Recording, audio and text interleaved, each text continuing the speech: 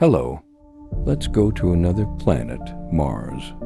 It's a joke, but there are some hills near southern Utah which actually look like landscape of Mars. Those hills called Bentonite Hills. These hills are known for their unique geological features and have been studied extensively by geologists and other scientists. The Bentonite Hills in Utah are also known by several other names, including Rainbow Hills. The hills are known for their vibrant layers of color, including orange, red, yellow, white, and blue. Mars.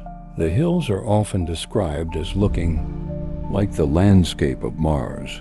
Interestingly, according to National Park Service, the Bentonite Hills date back over 140 million years to the Jurassic period. Bentonite is the type of clay that forms when the volcanic ash meets seawater in the most cases, but sometimes in freshwater and swampy areas too. Some of the most amazing that we've seen are the Bentonite Hills. The Mars Desert Research Station. The Bentonite Hills are located a short detour from Utah's Highway 24. Once you turn off Highway 24, it's a rough dirt road the remaining 3 miles to the most colorful part of Bentonite Hills.